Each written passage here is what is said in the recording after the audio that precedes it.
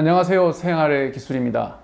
전기 난방 방법에 대해서 총 정리를 해드리겠습니다. 난방 방법, 또 난방비, 또 더 지혜로운 스마트한 난방 방법까지 쭉 다루도록 하겠습니다. 도움이 되실 겁니다.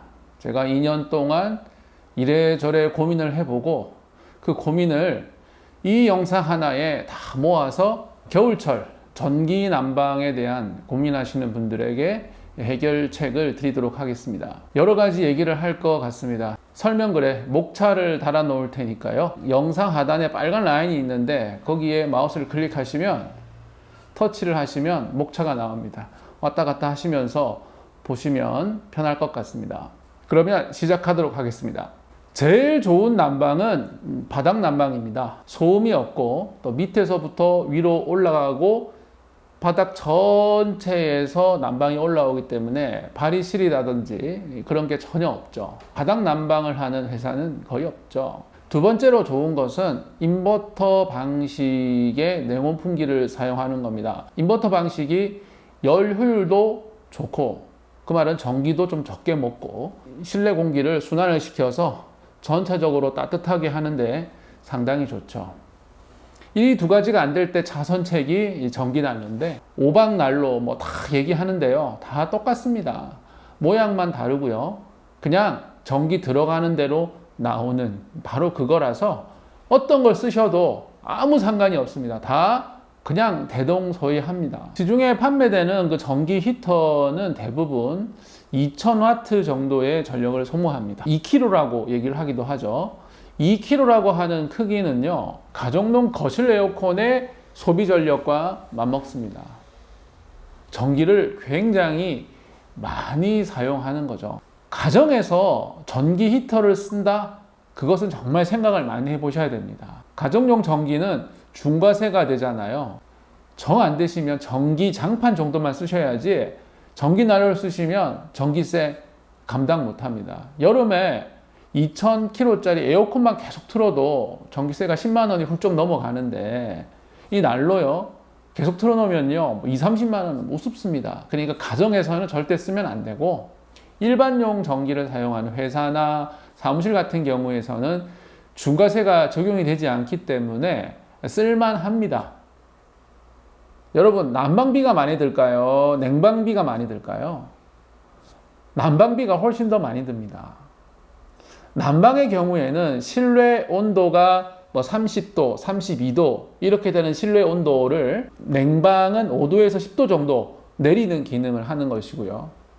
난방 같은 경우는 아주 추운 겨울날 이 사무실 같은 실내 온도는요 한 10도 정도 되고요. 이 10도, 15도 정도 되는 온도를 난로를 통해서 25도까지 올려야 되잖아요. 그러니까 올리는 폭이 10도에서 15도, 20도까지 이렇게 많이 올려야 되기 때문에 일단 끌어올려야 되는 양이 많기 때문에 당연히 난방비가 더 많이 듭니다. 그래서 가정에서는 될 수 있으면 남향으로 집을 짓고 단열에 신경을 많이 쓰고 저렴한 도시가스를 이용해서 난방을 하려고 하는 이유가 바로 그 때문입니다. 냉방비보다 난방비가 더 많이 나온다는 거 기억하세요. 전기 난로를 사용해서 난방할 때 가장 염두에 둬야 할 것은요, 서큘레이터를 사용하는 겁니다. 서큘레이터는요, 방향을 하늘로 보게 세팅을 할 수가 있습니다. 이 이유가 뭐냐면요, 전기난로를 틀게 되면 전기난로의 따뜻한 공기는 위로 갑니다. 그 위에서부터 차곡차곡 데펴지기 시작하는데요, 업무할 때 이렇게 앉아있으면 천장하고 내 머리하고의 거리가 1m가 넘어요. 그러니까 위에서부터 데펴져서 내려오니까 머리부터 따뜻해지고 발은 시리게 되는 거죠.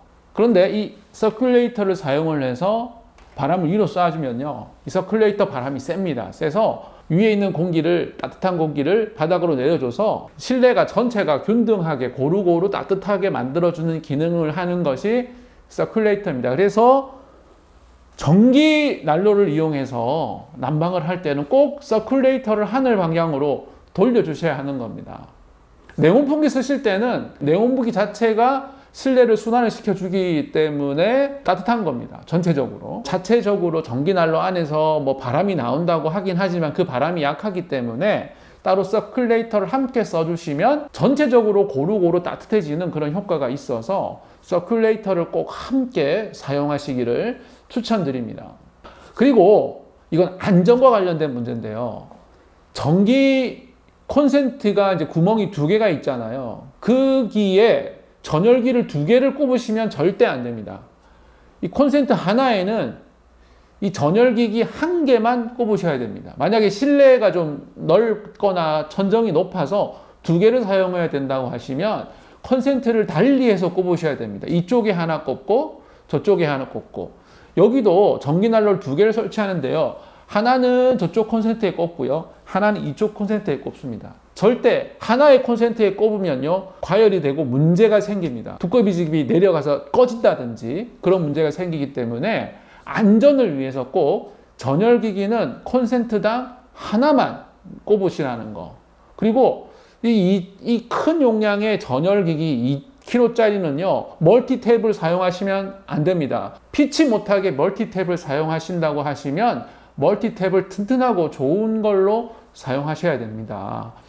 멀티탭을 이용하시면 거기에서 과열이 되어서 불이 날 수도 있거든요. 그래서 가능하면 이 전기난로는 그냥 콘센트, 벽에 있는 콘센트에 직접 연결하는 방식을 채택하시는 게 아주 중요하니까요. 이거 염두에 두셔서 꼭 안전하게 전기난로 사용하시면 좋겠습니다.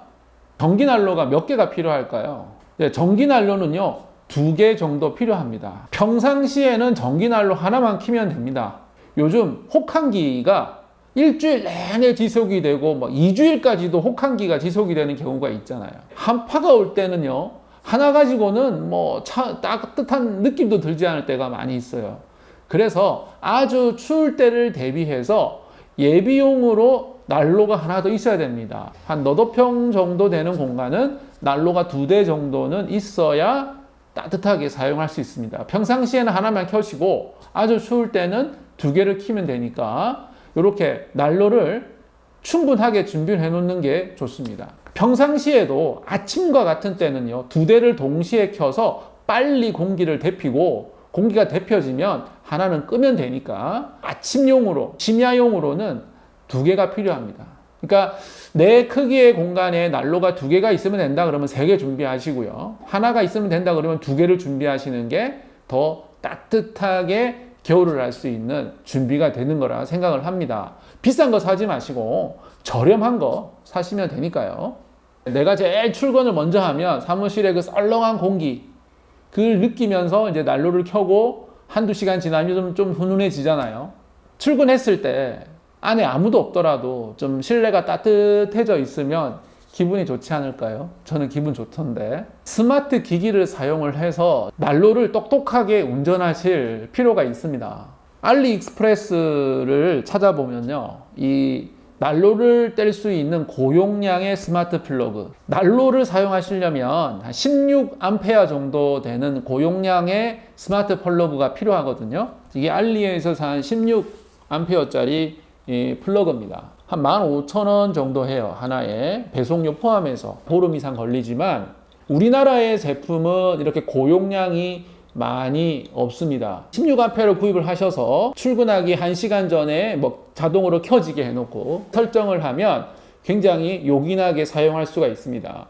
난로의 플러그를 여기다 꼽고 얘를 이제 벽의 콘센트에 꼽으시면 되는 건데요. 이 스마트 플러그는 자체적으로 예약 가능하고요.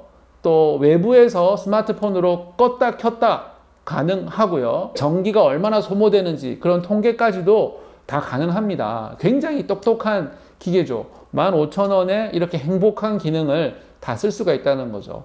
난로가 2개 있으면 2개 준비하시면 되고, 또 여력이 있으면 이 16A짜리 말고 좀 조그만 거 있습니다. 10A짜리를 해서 서큘레이터까지 함께 달아 놓으면 난로가 켜질 때 같이 서큘레이터도 함께 켜지게 하면 굉장히 효율적으로 난방이 되는 거죠.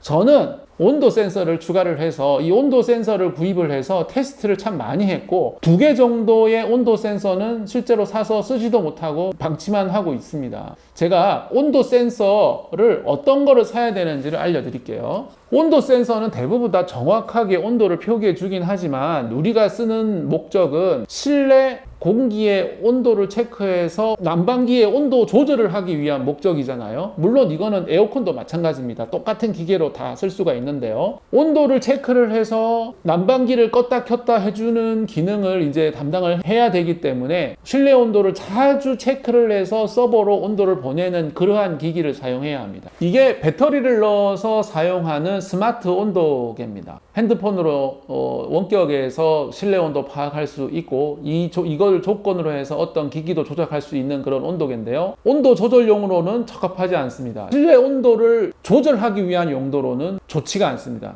이거 같은 경우는 외부 전원에 연결을 해서 항상 전원이 들어와 있어야 작동을 하는 그런 온도 센서인데요. 원래 만능 리모컨인데 만능 리모컨에 온도 습도 센서가 함께 들어있는 기기입니다. 그러니까 리모컨도 되고 온도 습도도 조절할 수 있는 거죠. 그러니까 만드는 목적이 온도 습도를 파악을 해서 여기서 적외선 신호로 무언가를 껐다가 켰다가 해주는 그런 기능이죠. 저는 이번 여름에 에어컨에 이것을 잘 사용을 했는데요. 에어컨이 보이는 곳에 얘를 놔두고 설치를 한 다음에 온도가 좀 높아지면 에어컨이 켜지게 하고 온도가 낮아지면 에어컨이 꺼지게 하는 그런 기능으로 사용을 했었습니다. 그리고 출근 전에 미리 켜놓거나 또 깜빡하고 안 끄고 나갔을 경우에 또 원격으로 끄거나 하는 그런 용도로 사용을 했었습니다. 아주 잘 사용했는데 이것은 온도 습도를 체크하는 기능이 내장되어 있기 때문에 난로에서도 쓸 수가 있습니다. 온습도 센서와 요 플러그 2개 이렇게 있으면 스마트하게 냉난방기를 조정할 수 있는 거죠. 이제 후반부에는 요거 사용하는 방법까지 함께 말씀드리도록 하겠습니다. 이거 3개를 살 때 주의할 거는요, 같은 플랫폼의 기기를 세트로 구매하셔야 됩니다. 같은 플랫폼의 기기. 이 3개가 모두 제조회사가 다릅니다. 그러나 스마트 기기의 플랫폼이 투야라고 하는 플랫폼이기 때문에 모두 다 함께 묶어서 사용이 가능합니다. 특정 온도가 되면 이 2개를 동시에 켜지게 하거나 꺼지게 하거나 뭐 그런 거 다 가능하고요. 얘가 켜지면 얘도 켜지게 한다거나 상상하는 모든 것은 다 된다고 보시면 되고요. 이 투야라고 하는 플랫폼은 너무나 유명한 플랫폼인 게 우리나라에서 그 파는 IoT 회사 있죠. 그냥 이 회사의 제품을 수입해서 프로그램도 그대로 쓰고 거기에 자기 회사 마크만 붙여서 실제로 이제 쓰는 그런 회사들이 많이 있어요. 그러니까 투야 플랫폼은 정말 신뢰할 수 있고 잘 쓸 수 있다. 저는 그렇게 말씀을 드릴 수 있습니다. 그러면 투야를 이용해서 자동화하는 방법들을 알려드리도록 하겠습니다. 좋아요, 구독 부탁드리고요. 계속 봐주세요.